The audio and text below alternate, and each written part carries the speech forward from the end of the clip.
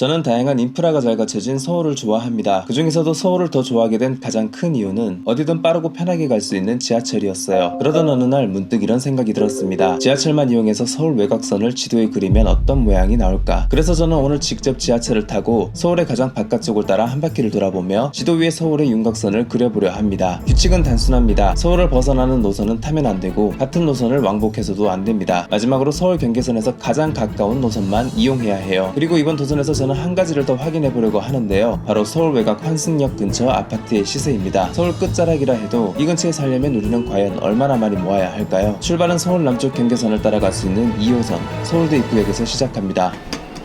2호선에 갇힌 이후로 오랜만에 지하철 컨텐츠였습니다. 하지만 이날은 그때보다 빨리 빠져나오고 싶더라고요. 그렇게 처음으로 도착한 환승역은 구로구에 위치한 신도림역이었습니다.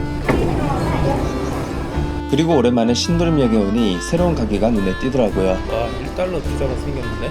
저거 먹어보고 싶다. 이 신도림역 앞에 오면 공원 같은 공간이 있거든요. 저는 이 공간을 너무 좋아해요. 그리고 항상 여기 이 아파트가 얼마인지 저는 궁금했었어요. 네이버 부동산에 올라온 매물을 확인해봤는데요. 34평 15억에서 57평 22억까지 어마어마한 가격이 형성되고 있었습니다. 여긴 사실상 외곽이 아니긴 하죠. AI가 뽑아준 내용으로는 헬도림이라는 별칭이 눈에 띄네요. 신도림역은 교통뿐만 아니라 호텔, 쇼핑몰, 마트 등 거대한 상권들이 둘러싸고 있는 곳이었습니다. 거리도 깨끗해서 산책하기도 좋은 곳이었어요. 텐션에 지하철 탐험.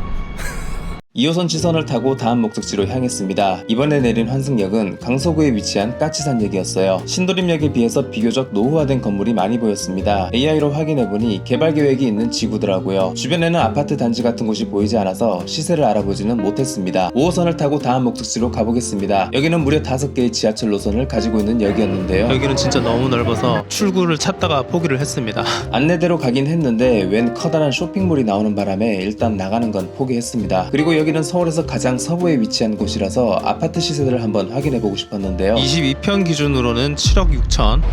이제 북쪽으로 가기 위해 9호선을 이용하기로 했습니다. 중간에 마곡나루역에서 디지털 미디어 시티역으로 바로 직행할 수도 있었지만 선로가 서울 밖을 벗어나기 때문에 이용하지는 않았어요.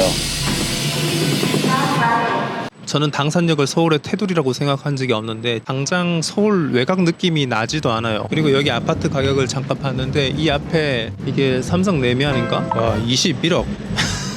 와, 아파트 매매값부터 외곽의 느낌이 아니다. 까치산역에 비해 확실히 젊은 층의 유동인구가 많은 곳이었습니다. 한강과 가까운 인프라도 좋고 교통도 편리한 곳이더라고요. 그러면 잠깐 서울 서부의 노선 모양을 확인해 보겠습니다. 경계선 부근에 있는 금천구, 구로구는 약간 비껴가는 모양이 되었고 관악구도 관악산 위쪽에 있는 지역만 관통하는 것으로 확인되네요. 코스 짤 때는 그냥 따라만 가면 되겠지라고 생각을 했는데 의외로 빡세네요. 이제 2호선을 타고 한강을 건널 겁니다. 그 와중에 한강뷰가 미쳤네요. 그렇게 저는 한강 구경만 하고 한 정거장만에 전철에서 내렸는데요. 합정역입니다. 따로 뭐 설명드릴 게 있나요? 여기는 한강물이 마르고 닳지 않는 이상 아파트 값이 떨어지지 않을 것 같은. 예상대로 54평에 31억이라는 어마어마한 시세의 아파트가 있었습니다. 홍대거리와 한강이 인접해 있고 교통은 물론 다양한 시설들이 주변에 있는 핫플레이스라 당연한 걸지도 모르겠네요. 이제 서울 북서쪽 끝으로 가기 위해 6호선 전철에 올랐습니다. 한낮에 외곽 쪽으로 빠지는 열차라 그런지 전철 안이 썰렁하더라고요. 저는 가끔 이런 열차를 타면 마음이 여유로워지는데 여유를 즐기다가 그만 버뮤다 응암지대를 한 바퀴 돌고 말았습니다. 그렇게 한 바퀴 돌아서 도착한 목적지는 불광역이었어요. 여기는 묘하게 까치산역 근처 같기도 하면서 뭔가 조금 개발 중인 그런 느낌이 듭니다. 당산역과 비슷한 듯 하면서도 약간은 노후화한 느낌이 드는 곳이었습니다. 그리고 불광역 관련된 키워드 중 눈에 띄는 게 하나 있었는데 GTX-A 때문에 떡상 예정인 역이네요. 현재보다는 앞으로 더 기대가 되는 지역이었습니다. 이제 3호선을 타고 지도 위에 선을 그어보겠습니다. 목적지는 종로 3가입니다. 이제 절반 정도 온 것 같은데? 지도를 확인해보니 실제로도 서울 중간에 위치한 곳이었습니다. 그리고 역 밖을 나와서 느낀 것은 주거단지는 확실히 아니라는 것이었어요. 외국인들이 되게 많아요. 관광지네 그냥. 그리고 이제 시간은 오후 2시를 넘기고 있었는데 배고파.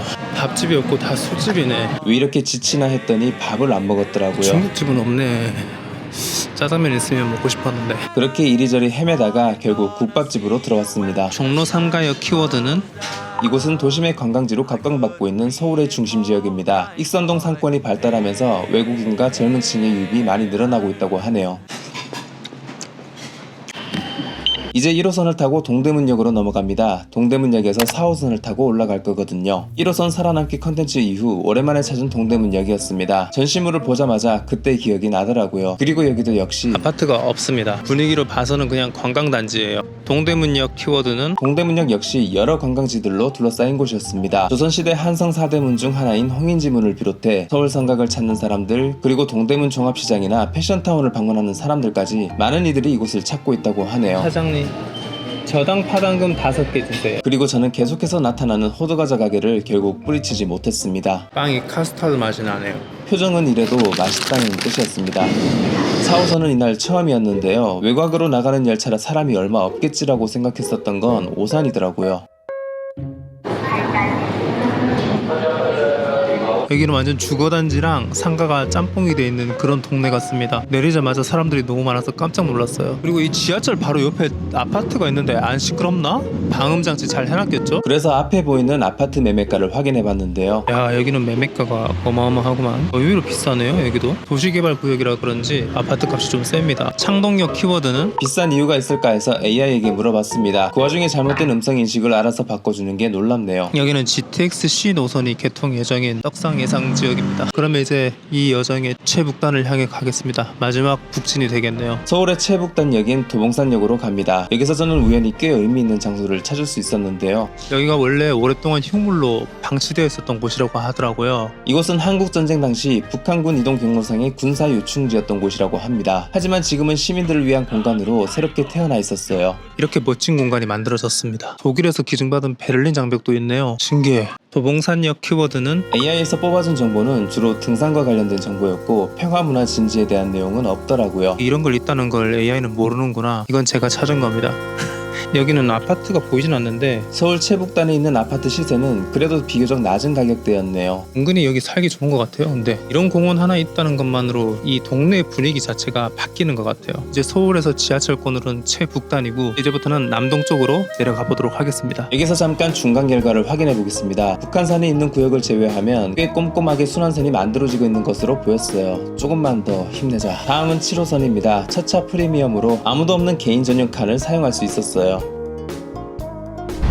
태릉입구역은 제가 진짜 서울 살면서 처음 와본데 동네가 깨끗하고 깔끔해서 놀랍네요. 태릉입구역 키워드는 여기도 GTX-B 뚫릴 예정인가 보네요. GTX까지 뚫리면 진짜 대박일 것 같긴 해요. 그리고 주변에는 태릉, 강릉, 서울생활사박물관 등 한 번쯤 방문해보고 싶은 곳들도 있었습니다. 그리고 이 주변 아파트 시세는 30평대에 8억대와 9억대 사이를 오가는 시세였습니다. 실제 와보니 비싼 이유가 느껴졌어요.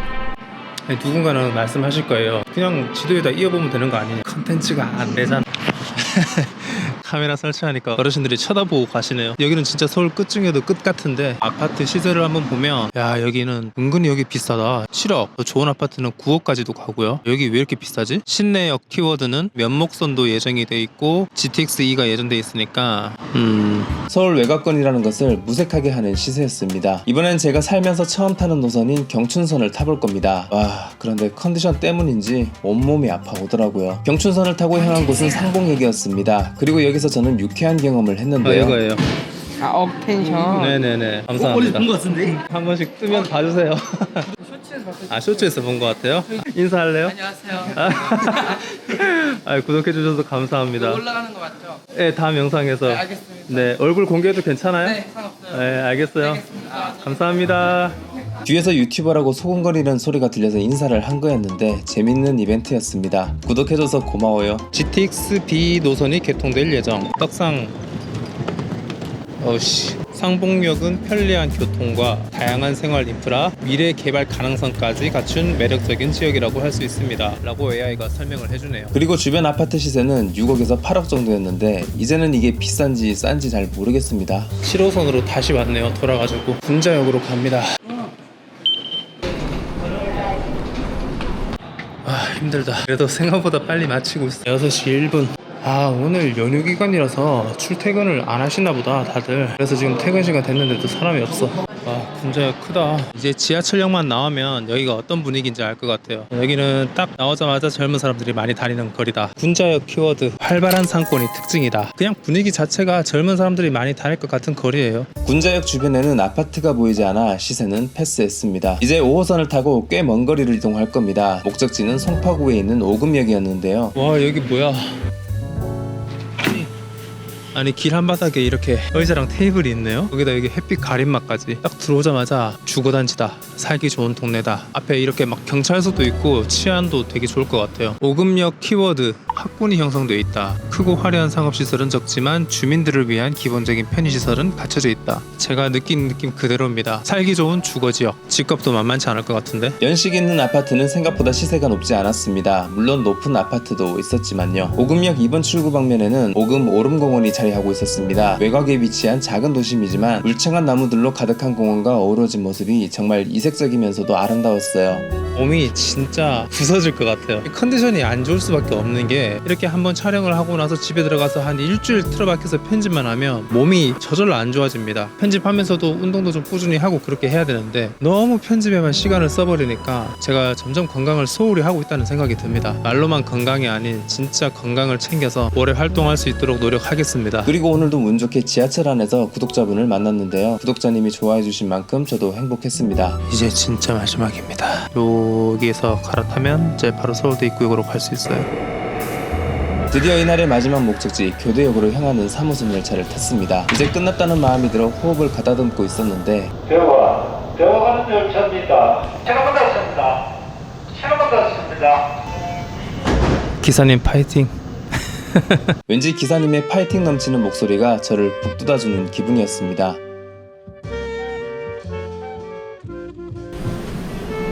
오늘의 마지막 정거장 교대역입니다. 여기서 2호선을 타고 서울대 입구역까지만 가면 지하철 서울순환선을 완성하게 됩니다. 몸이 천근만근이야. 딸바 요거트입니다.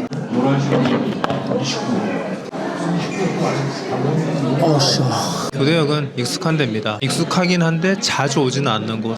교대역 키워드 업저타운, 오피스 밀집 지역, 상권, 환승, 주거단지와는 좀 거리가 먼 곳입니다. 그래서인지 주변의 아파트 단지는 안 보이더라고요. 오랜만에 그림 그리기 컨텐츠 재밌네요. 재밌는데 힘들어. 친절한 폴바셋 직원분 덕분에 맛있게 먹고 나왔습니다. 되게 친절하시다. 이제 서울대 입구역까지 가면 순환선은 완성하게 됩니다. 하지만 저는 서울대 입구역을 지나쳐 다른 역으로 향했는데요. 페퍼로니 하나, 포칸치즈 하나 포장될까요? 네. 신도림역에 문이 닫혀있던 피자집에 와서 기어이 피자를 사 먹었습니다. 그런데 기대했던 맛은 아니어서 좀 아쉬웠어요. 그렇게 저는 이날 하루를 마무리했습니다. 서울대 입구역에 도착하니 2520보를 걸었더라고요. 12시간에 걸쳐 완성된 서울 순환도는 이렇게 마무리되었는데 마지막에 GPS가 튄 부분이 있어서 조금 보정을 해야 됐어요. 모양이 대충 이렇게 나왔는데 생각나는 거 있으면 댓글로 부탁드립니다. 그리고 오늘은 재미로 아파트 시세도 한번 알아봤는데요. 예전에는 언젠가 서울의 아파트 한 채는 살 수 있겠지 하던 시절이 있었는데 지금은 뭐랄까, 돈도 없는데 대출해서 아파트 빚 갚아가며 살아가는 게 내가 원하는 삶의 방향일까 하는 생각이 들기도 하더라고요. 살면서 가치관에 여러 가지 변화가 오기도 했고요. 아파트를 살 돈이 생겨도 정말 아파트를 살 수 있을까 하는 생각이 들었습니다. 오늘 영상 재밌게 봐주셨다면 좋아요와 구독 한 번씩 부탁드리겠습니다. 다음 영상에서 인사드리겠습니다. 행복한 하루 되세요.